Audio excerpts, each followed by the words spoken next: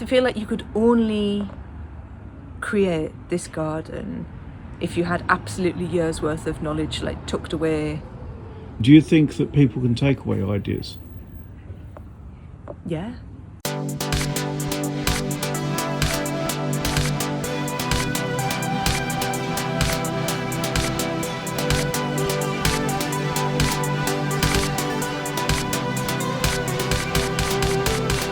We are back today for part 2 of the tour around John Seaman's new exotic garden, the one in Romford, affectionately known as the Jungalows. Let's pick up where we left off. Go! So basically it was like this, and now it's like this. Yes. On here I've actually let the grass grow that little bit longer because there's quite a lot of grasshoppers, and you don't see grasshoppers, and I think it's a good thing to have. And also there's some hawkbit weed in there as well, which looks like tiny dandelions, and if I leave it a little bit longer then they will flower, and so it's another source of nectar. But obviously also being a little bit longer, you leave the thatch in as well. Oh yeah. And let the worms do the rest.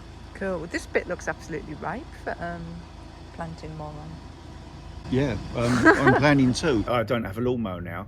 I'm not a slave to the lawnmower. Most people I know who have tropical gardens are growing into this, but one of the laughing things that we actually talk about is the ever shrinking lawn, and their borders get bigger and bigger and bigger, and what happens is you've got tiny strips of grass and they have to put a bit of paving in because of the wear.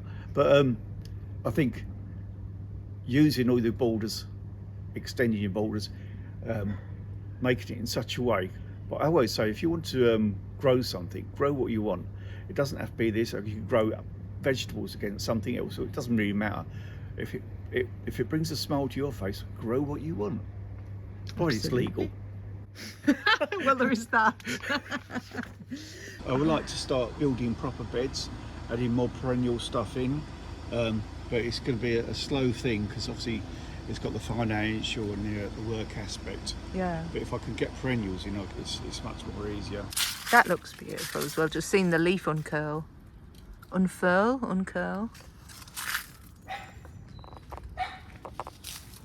This is the day if the old girl don't like me.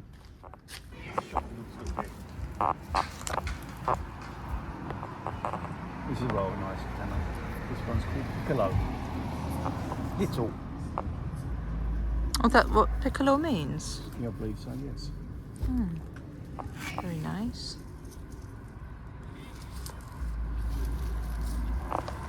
Remember the grasses I bought from Great Six? Oh, is that them? Yeah, I put them in containers because I'm going to evolving, and obviously you can see even here you've got grasses that are quite dry loving, and I've got a container full of water plants.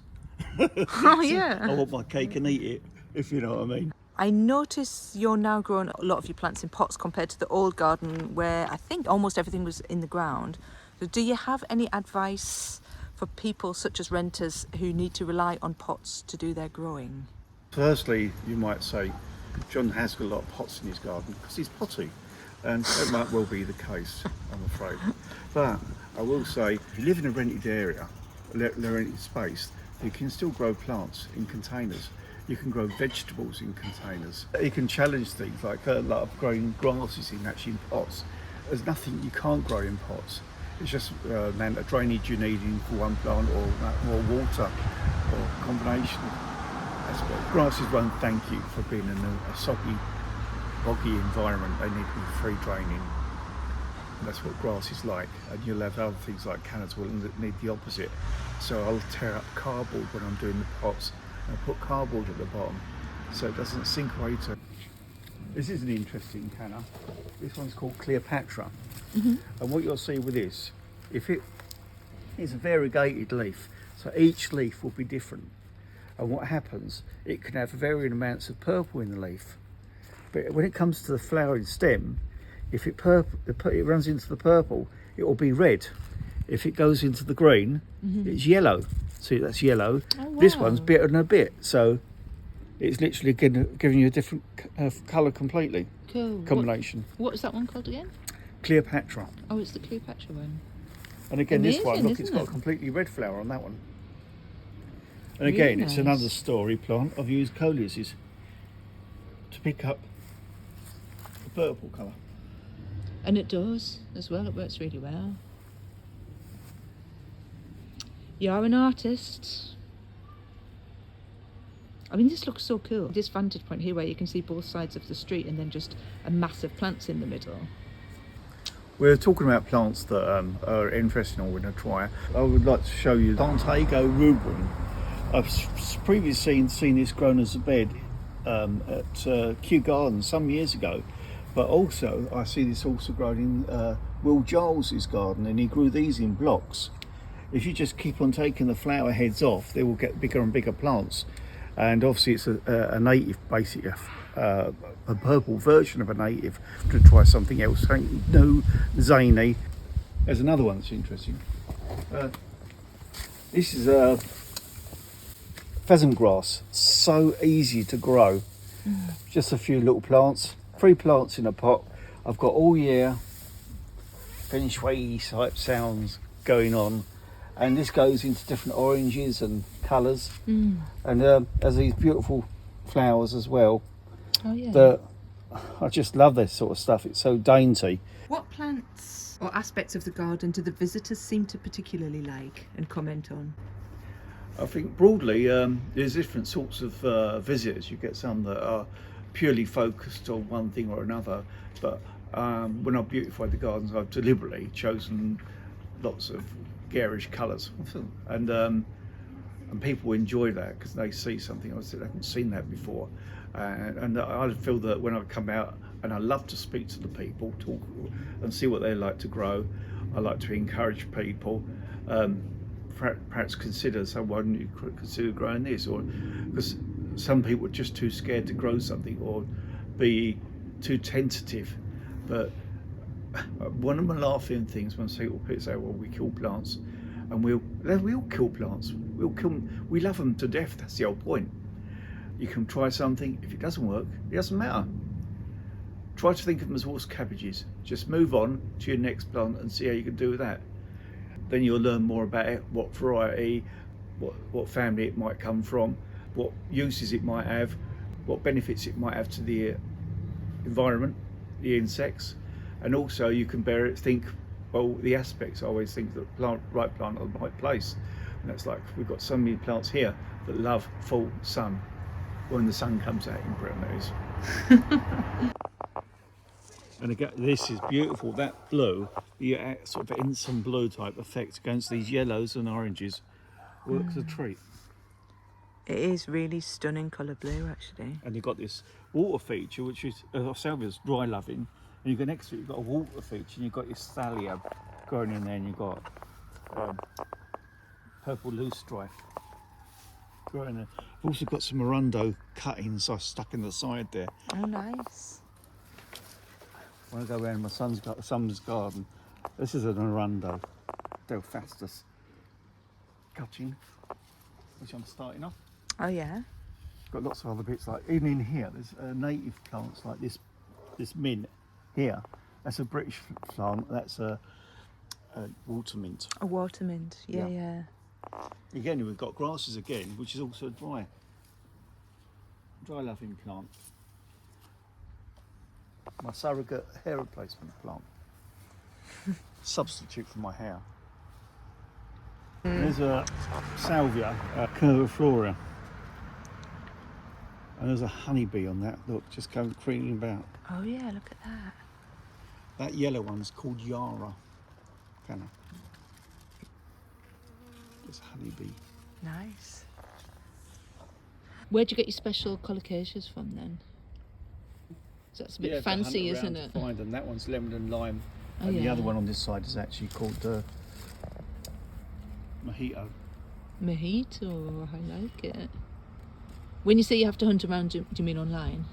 Or... Well, usually you have to find specialist growers or to grow. Here's another interesting plant.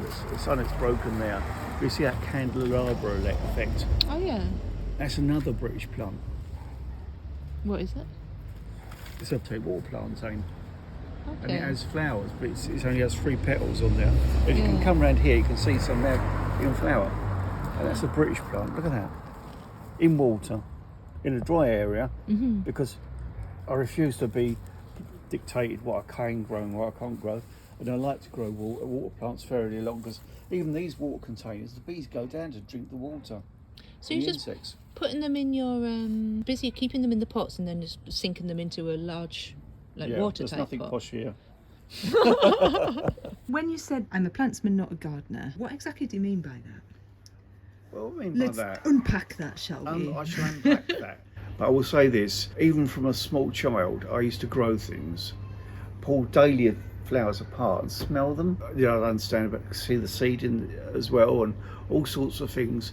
And so I've learned in an organic way, it's become piecemeal, and slowly but surely I put things together, another thing together. That's how it's improved. I'm not into big design. I love to blur the edges. Fond of Dixter, because that's the same thing happens there. It's blousiness. You need to cover the edges of the paths. You need to fill the entire garden with life. Life needs to is the essence of it. And having bare ground is such a negative thing. It's bad for everything. It's bad for the environment. It's bad for everything. You need to make sure you have some sort of surface cover, even if it is chippings, bark, or something like that. I'd like to show you something else. This is one of my favourite plants in the garden. This is an Iracine.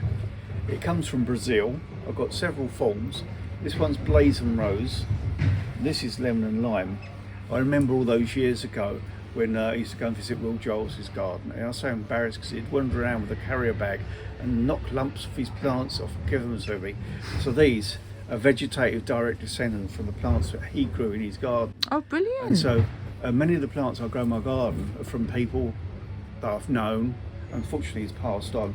But I'm still flying the banner for the tropical plants and the philosophy completely. You said you'd increase the numbers of dahlias. Are you going to dig them out and store them over winter? Are you going to overwinter them in the ground? Or how are you actually going to handle this increased volume of dahlias in terms of winter care? Certainly with the dahlias, some I will leave inside in the ground because it's quite mild here. I will mulch over and protect the tubers that way. And some I'll be lifting and dividing, because I want to increase the amount, because I want to say I need more yellow or I might need more red. I'll increase that way, so I don't, I'm a bit of penny pincher and I like to reproduce from my own stock, and that's why I'll look and say, well, I've gone somewhere and I've seen something I need to add. I have a little folder on my computer and I have must have plants, and so I go on that. So I see dahlias. I like to go and actually go places and see them, so I actually know exactly what they're going to look like, so and I can visualize it, where it's going to go, what colors I can use it against. That's the important thing to me. And I love the intensity, I love variety, the cactus, semis, all sorts of things about them, and they're such good doers. Lovely rich colour, nice and intense, no fading as such. All do is deadhead it and it keeps on coming. Lovely. What was that called again? Autumn orange. Autumn orange. Very nice. With the dahlias also, when I lift the tubers, I can also start them off early and take vegetative canes as well. So that's another method, not only dividing the tubers down and making sure you've got the part of the main stem in the pot. So you just pop them up, bring them up early. Do you think that, say, this time next year, through propagation of your own stock, there'll be less lawn in the other gardens? They might not want that degree of coverage, of course. I'm afraid I'm a little bit predictable. There will be less lawn. I'm going to put, what I'm going to do is, I want to, because people love the dahlias, I love the dahlias and I love the showiness of it.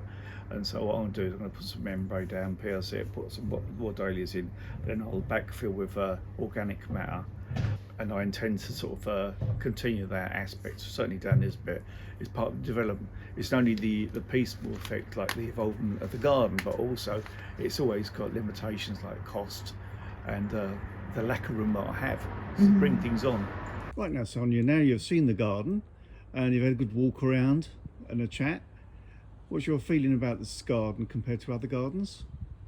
Well, compared to other gardens, it's an obvious thing to say, but the colour, because I go to a lot of gardens and I can't really think of any gardens except possibly Dixter where there would be this amount of colour at this time. We're now in September, so I can see perhaps an influence of Dixter. I've never seen anyone else make so much use of the coleus, because the coleus actually, they're quite big as well, and it really buoys up the colour, so it's not just relying on the blooms. But to be honest, even if it was relying on the blooms alone, Yeah. it would still be very colourful, plus Well, the canna leaves.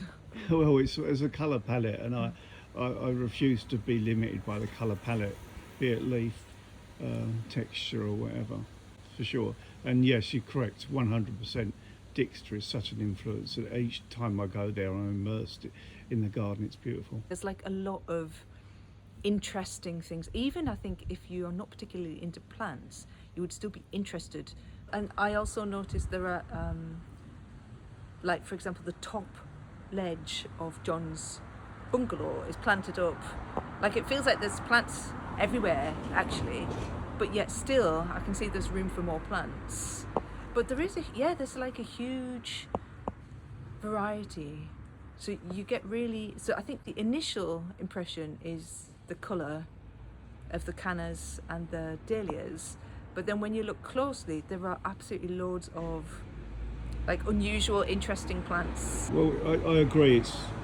It's very much a very flowery garden, which I wanted to do, and yeah, it's the backbone of certain things like dahlias in some respects.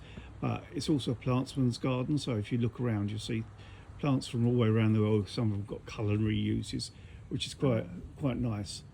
And yes, and it picked up on the wanting to reach out and use the vertical space too, as I did in the old garden.